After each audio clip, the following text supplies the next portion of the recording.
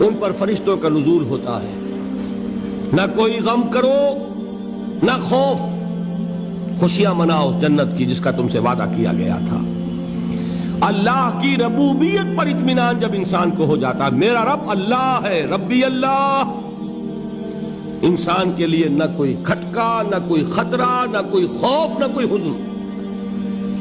جو کچھ ہو رہا ہے کس کے اذن سے ہو رہا ہے؟ اللہ کے اذن سے. اللہ کے اذن کے بغیر پتا تک نہیں ہلتا. یہ کوئی اندھا بہرا مادہ نہیں ہے جس سے مجھے کوئی خوف ہو. اندھا بھینسا چلا آ رہا ہو اس سے تو ڈرنے کا ہر انسان کو ڈرنا چاہیے، نہ معلوم کس کو ٹکر مار دے. لیکن نہیں، اس کائنات کو چلانے والا ایک سمیع و بصیر خدا ہے. وہ جو میرا دوست ہے، میرا ولی ہے. اللہ ولی الذین آمنوا یخرجہم من الظلمات الی النور. اللہ اہل ایمان کا ولی ہے، ساتھی ہے، پشت پناہ ہے، مددگار ہے، حمایتی ہے. بتائیے جسے یقین ہو جائے کہ اللہ میرا مددگار، اللہ میرا محافظ، اللہ میرا پشت پناہ، اللہ میرا حمایتی، اس کے لیے کوئی خوف ہوگا؟ اس سے کوئی ڈر ہوگا؟ میں مثال دیا کرتا ہوں ایک بہت سادہ پنجاب کے دیہات کی. وہ بڑا چودھری ہے اور کوئی غریب کسان ہے. اس غریب کسان کے جانوروں کو ہر وقت اندیشہ ہوگا چوری کا. کوئی میری بھینس کھول کر نہ لے جائے، کوئی میرا بیل کھول کر نہ لے جائے. لیکن جس کے بارے میں یہ سب کو معلوم ہو کہ وہ جو بڑا چودھری ہے وہ اس کا دوست ہے، اس کی بچیا کو کوئی خوف ہوگا؟ اس کی بھینس پر کوئی ہاتھ ڈالے گا؟ اسے کوئی اندیشہ ہوگا؟ نہیں. کیوں؟ کہ وہ بڑا چودھری، بڑا اس کا یہاں کا سردار، جاگیردار، سب کو معلوم ہے وہ میرا دوست ہے، کوئی میرے خلاف اقدام نہیں کر سکتا. اس دنیا میں یہ چھوٹی سی بات اگر آپ کے دلی اطمینان اور سکون کا باعث بن سکتی ہے تو ذرا تصور کیجئے. میں لفظ تصور استعمال کروں گا صرف اس لیے کہ اس کا ہم جس کو کہتے ہیں ادراک اور شعور کر نہیں سکتے، اگر کے ساتھ کر سکتے. اگر یقین ہو کہ اللہ میرا مددگار اور یقین ہو کہ اللہ ہر آن میرے ساتھ ہے، پھر کوئی خوف؟ کس کا خوف؟ کوئی شے اللہ سے بالا تر ہے؟ کوئی قوت اس سے زیادہ طاقتور ہے؟ کوئی اس کے ارادے کو بدلنے والا ہے؟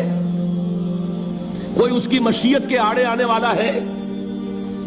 یہی بات ہے جو حضور نے فرمائی. یہ ایمان کا حاصل ہے لب لباب کہ دیکھو اچھی طرح اس بات کو ذہن نشین کر لو. اگر تمام انسان مل کر تمہیں کوئی نقصان پہنچانا چاہے نہیں پہنچا سکتے مگر جو کچھ اللہ نے لکھ دیا ہو، اور تمام انسان مل کر تمہیں کوئی نفع پہنچانا چاہے نہیں پہنچا سکتے مگر وہ شے جو اللہ نے طے کر دی. آپ پھر میں کہوں گا ذرا تاریخ کیجئے، اسے فرض کیجئے، اسے سوچئے. اگر اس حدیث پر ہمارا دل ٹھکا ہوا ہو تو کسی سے ڈر ہوگا؟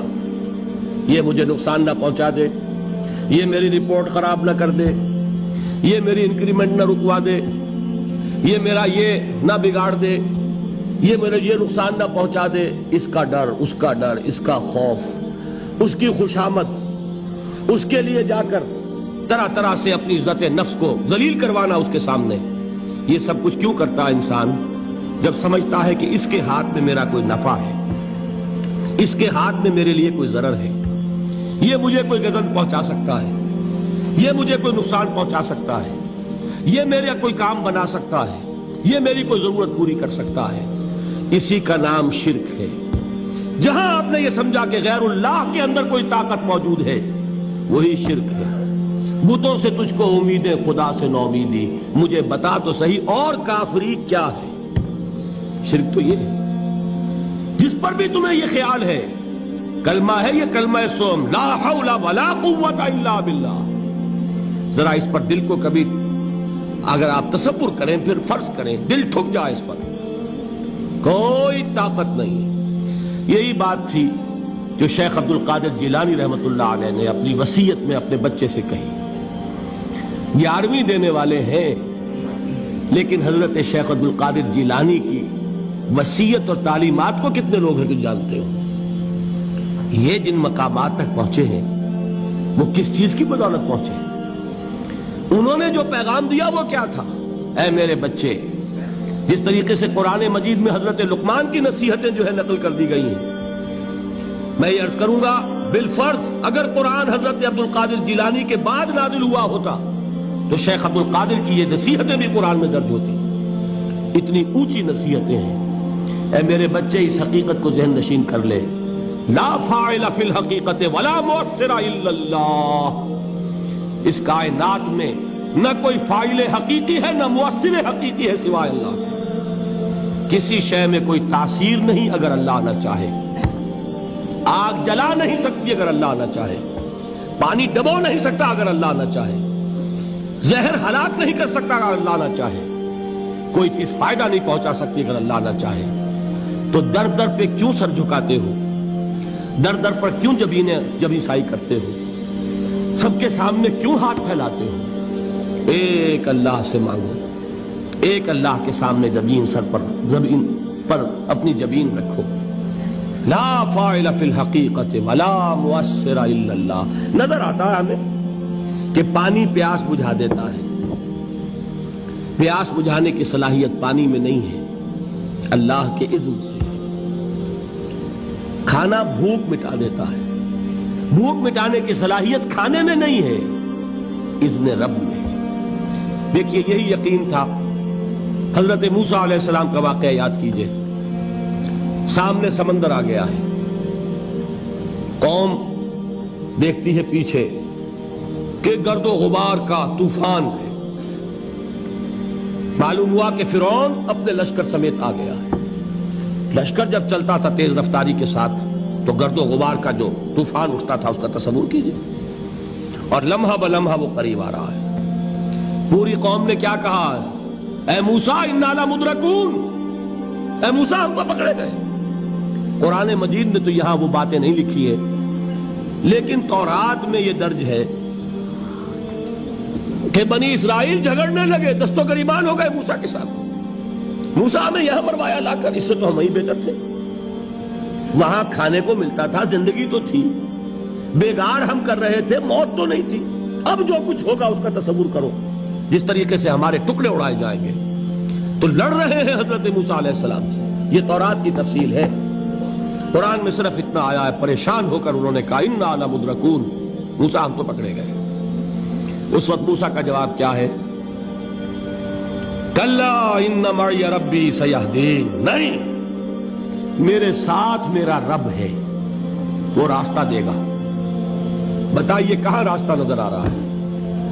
یہ ہے ایمان بالغیب۔ راستہ نظر نہ آئے تب اللہ پر یقین ایمان ہے۔ جیب میں پیسے ہوں اور تب دل کو اطمینان ہے تو ایمان کس پر ہوا؟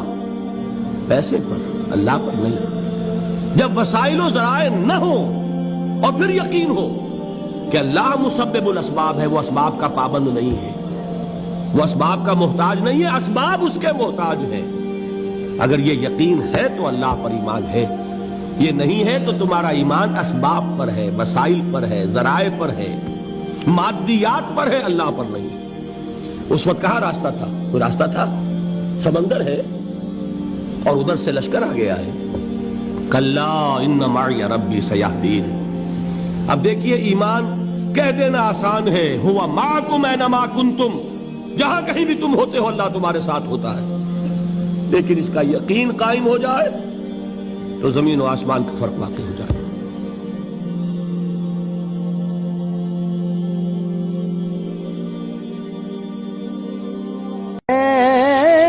عشق جنا